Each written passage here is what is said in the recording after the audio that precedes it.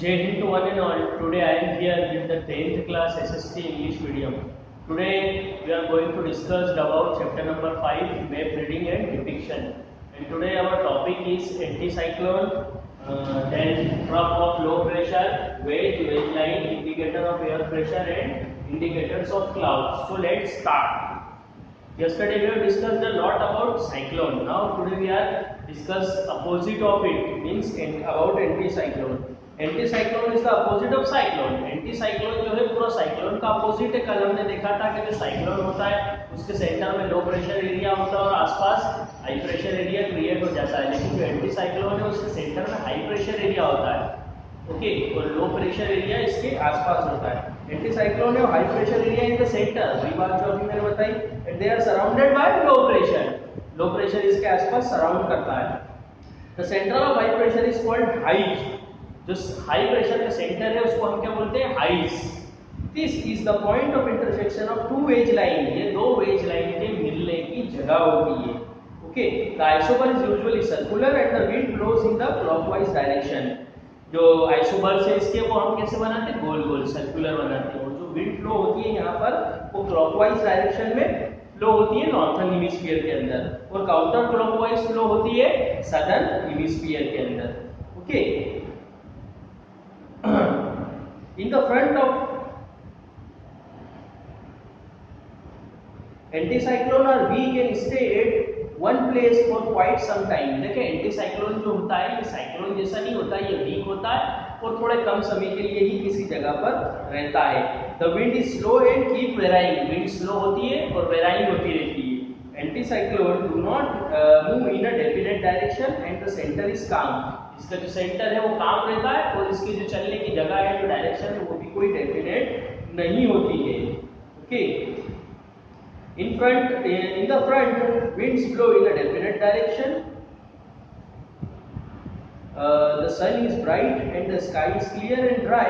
Sometimes there are drizzling rains. देखिए इन the front the wind blow in a definite direction. यदि हम इसके front की बात करें तो वहाँ जो विंड है वो डेफिनेट डायरेक्शन में ब्लो होती रहती है. सन भी ब्राइट होता है, स्काई भी क्लियर होता है या ड्राई होता है, कभी कभी ड्रिजलिंग रेन भी होती है. तो ये एंटीसाइक्लोन की स्थिति में सारी चीजें होती है. अब हम बात कर लेंगे second, trough of low pressure या वी शेप्ड डिप्रेशन की. देखिए इसमें आपको डायग्राम देखना पड़ेगा. पेज नंबर 96 और 97 के जो डायग्राम है, जब तक कि आप उसको स्टडी नहीं करेंगे आपको ये बातें समझ में नहीं आएंगी. आइसोबर्स जो हम यहाँ बता रहे हैं, आइसोबर्स मींस जो एक कर्व्ड शेप लाइन है उसको हम आइसोबर्स कह रहे हैं. तो वो आपको देखना है, वहां से आपको अंदाजा लगेगा कि एंटीसाइक्लोन या साइक्लोन या ट्रफ ऑफ लो प्रेशर वगैरह में जो विंड किस तरीके से होती है, मतलब विंड का जो प्रेशर है वो कैसा होता है. यहाँ पर हम बात कर रहे हैं विंड के प्रेशर की, कि यहाँ हाई प्रेशर और लो प्रेशर की क्या कंडीशन रहेगी जब ये ट्रफ ऑफ लो प्रेशर बनेगा या साइक्लोन बनेगा या एंटी साइक्लोन बनेगा, ओके. देखिए हम देखते हैं trough of low pressure.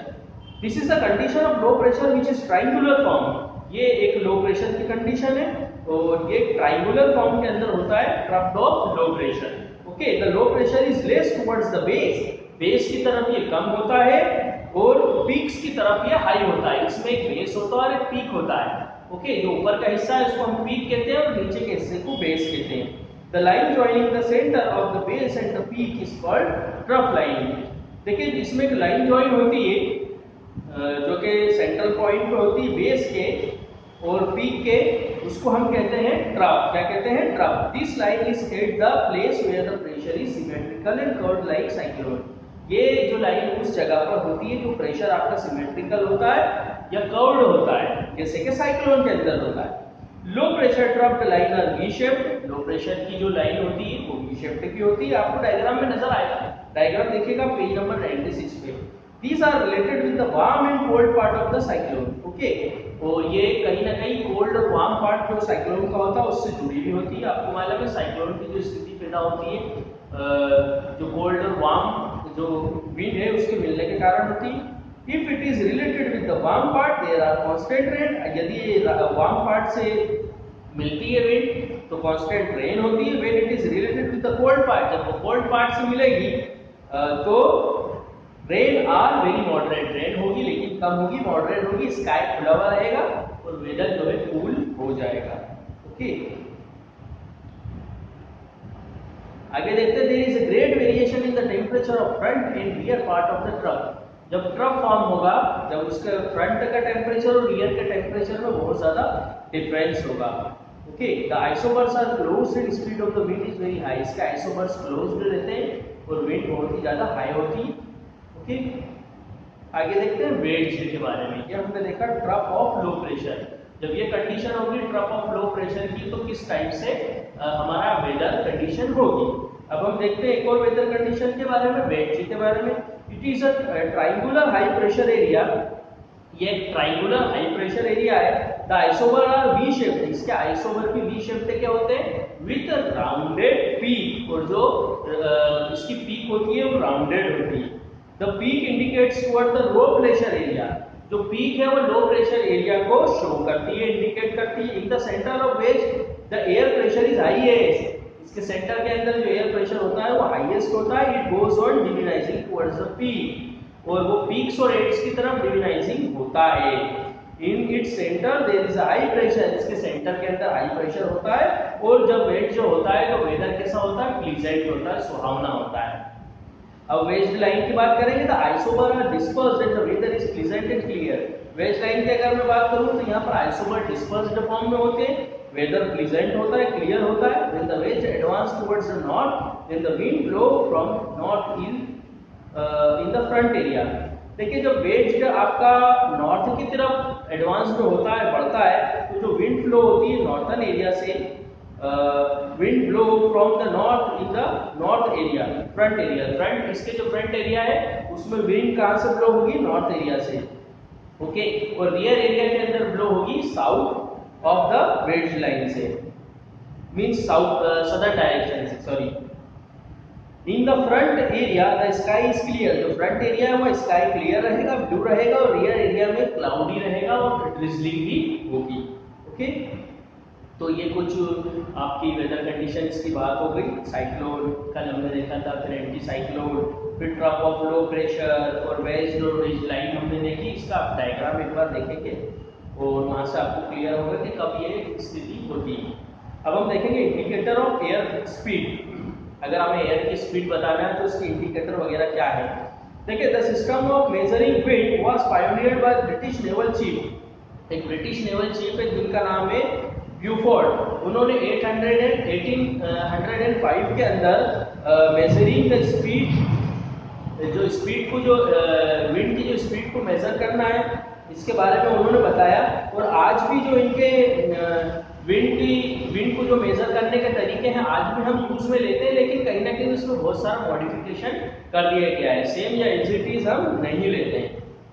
Okay, wind indicators which are being used are different from one of the developed by Beaufort. देखिए, ब्यूफोर्ड ने जो बनाए हैं वो आज हम लोग यूज करते हैं, थोड़ा डिफरेंट है, मतलब अभी मैंने बताया उसका मॉडिफिकेशन कर लिया गया है। एज इट इज सेम हम नहीं लेते हैं, है ना, एयर की स्पीड मेजर करने के लिए।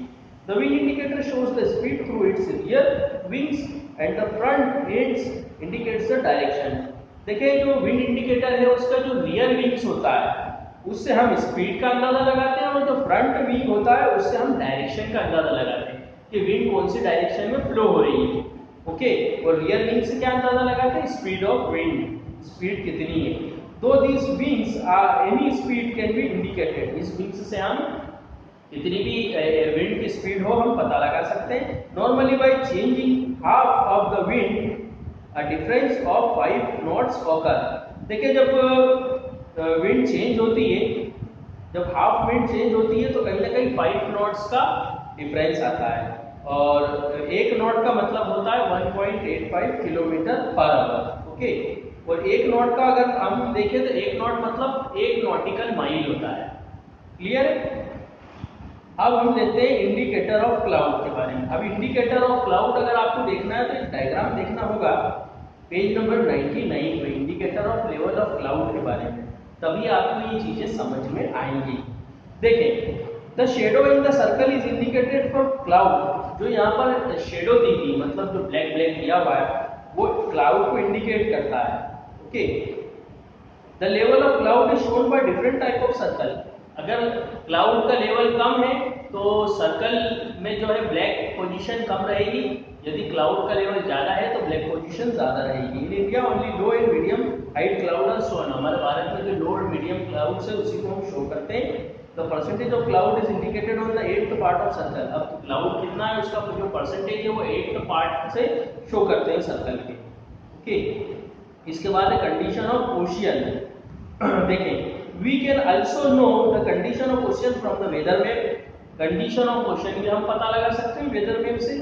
फिर weather forecast on the basis of 2-3 weather maps forecast can be describe during the interpretation of map. देखिए, अगर हमने 2 या 3 वेदर मैप को ले लिया, हमने जैसे मान लो आज का वेदर मैप डिस्कस किया, कल का किया, परसों का किया, या आज इस साल का, इस वर्ष का हमने वेदर मैप डिस्कस किया, मीन्स जुलाई मंथ का, फिर हम इसके प्रीवियस ईयर का डिस्कस करते हैं या उसके प्रीवियस ईयर का डिस्कस करते हैं, तो हम यहाँ से वेदर फोरकास्ट के बारे में भी पता लगा सकते हैं कि वेदर की जो एक पर्टिकुलर एरिया में क्या सिचुएशन रही है और आगे क्या रहने की संभावना है। ओके, आगे हम देखते हैं interpretations of Indian weather map. देखिए, एक इंडियन वेदर मैप की बात चल रही है यहाँ पर 16 अगस्त के दिन जो लिया गया था। ओके, 16 अगस्त मीन्स 16 अगस्त 2007 पे एक वेदर मैप बनाया गया है और उसके अंदर क्या स्थिति है यहाँ पर आपको बताया जा रहा है। ये आपको वेदर मैप मिलेगा पेज नंबर 101 पे। देखिए, यहाँ पर पेज नंबर 101 पे आपको एक इंडिया का वेदर मैप बताया गया है। और इस समय 16 अगस्त को इंडिया में रेनी सीजन का समय होता है, आपको मालूम है, अभी भी हमारे यहाँ रेनी सीजन का समय है। सुबह 8:30 बजे ये वेदर मैप में जितने भी जो कैलकुलेशंस है वो लिए गए हैं, कैलकुलेशंस किए गए हैं। ओके, देखें, 16 अगस्त 2007 का ये मैप है। ये वेदर कंडीशन बताता है सुबह की 8:30 बजे की, ये मानसून का मंथ है इंडिया के अंदर। सबसे पहले हम जानेंगे इसका डिस्क्रिप्शन ऑफ एयर प्रेशर। केवल आपको आज इसके डिस्क्रिप्शन ऑफ एयर प्रेशर के बारे में बताऊंगा। फिर इसमें आपको direction and speed of wind भी बताया जाएगा। फिर कंडीशन ऑफ स्काई बताया जाएगा, rainfall and position of cloud बताया जाएगा, कंडीशन ऑफ सी बताया जाएगा और वेदर फोरकास्ट बताया जाएगा। तो आज मैं केवल आपका डिस्क्रिप्शन ऑफ एयर प्रेशर इसमें बताऊंगा। उसके लिए आपको ये वेदर मैप को स्टडी करना बहुत जरूरी है। पेज नंबर 101 पे जो वेदर मैप है आप इसको पहले देखेंगे, अच्छे से स्टडी करेंगे, समझने की कोशिश करेंगे।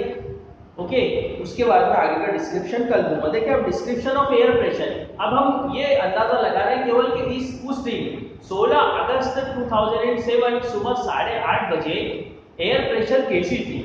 ओके, देखिए, the first zone is encircled by the normal pressure line of 998 millibar. देखिए, अगर मैं फर्स्ट जोन की बात करूं, इसमें जो पहला जोन है उसमें एयर प्रेशर बिल्कुल नॉर्मल था, 998 मिलीबार।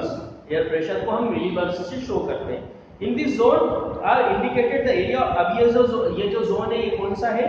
ये पाकिस्तान का एरिया और वेस्टर्न उत्तर प्रदेश से कश्मीर तक का एरिया भारत का, ये हमने यहाँ पर शो किया। देखिए, आपको यह दिखेगा भी सही, आप देखिए यहाँ पाकिस्तान का एरिया और आपके वेस्टर्न उत्तर प्रदेश का एरिया 998 एमबी यानी मिलीबार्स है ना। ये एमबी और जीबी मत समझ लेना मोबाइल पर। देखिए, second number, the second zone is the eastern Odisha. Second zone की बात करूं तो मैं ईस्टर्न ओडिशा और वेस्ट बंगाल है, और यहाँ पर जो नॉर्मल एयर प्रेशर है वो 1000 मिलीबार है। ओके, मींस थोड़ा सा एयर प्रेशर बढ़ा हुआ है। देखिए, ये वेस्टर्न उत्तर प्रदेश यहाँ पर 1000 लिखा हुआ है, वेस्टर्न सॉरी आपका वेस्ट बंगाल यहाँ पर 1000 लिखा हुआ है, और उड़ीसा, वेस्ट बंगाल और उड़ीसा का एरिया है, यहाँ पर आपका एयर प्रेशर थोड़ा सा ज्यादा है। Third number, the high pressure zone is on the south of the Sri Lanka. जो हाई प्रेशर जोन है वो श्रीलंका के साउथ में है, which is encircled by the normal pressure of line of 1010 millibar. इसको जो शो किया गया है, एनसर्कल्ड किया गया है आपके नॉर्मल प्रेशर लाइंस के द्वारा जो 1010 मिलीबार है। This area extend from west to east. ये एरिया वेस्ट से ईस्ट की तरफ एक्सटेंड हुआ है। This is a large area of high pressure. एक बड़ा लार्ज एरिया है हाई प्रेशर का, क्योंकि यहाँ पर क्या लग गया है, सीज लग गया है। The pressure gradient is normal in this zone. The pressure is increasing from north to south. देखिए, यहाँ पर नॉर्थ से साउथ की तरफ जब हम बढ़ रहे हैं तो प्रेशर इंक्रीज हो रहा है। Okay, Tamil Nadu is air pressure prone zone, जो तमिलनाडु है वो एक एयर प्रेशर प्रोन जोन है। ओके, अब यहाँ पर जो डायरेक्शन ऑफ विंड उस समय क्या थी, कंडीशन ऑफ स्काई क्या थे, कंडीशन ऑफ सी क्या है, वेदर फोरकास्ट क्या होगा अगले 2 दिनों के लिए, तो ये सब हम कल जानेंगे। तो इस तरीके से जो एक वेदर मैप होता है उसमें ये सारी की सारी चीजें दी हुई होती है और उससे हम वेदर फोरकास्ट के बारे में जान सकते हैं। ओके, तो आज के लिए इतना ही, बाकी का जो इसका पार्ट है वो कल डिस्कस करेंगे। जय हिंद, जय भारत।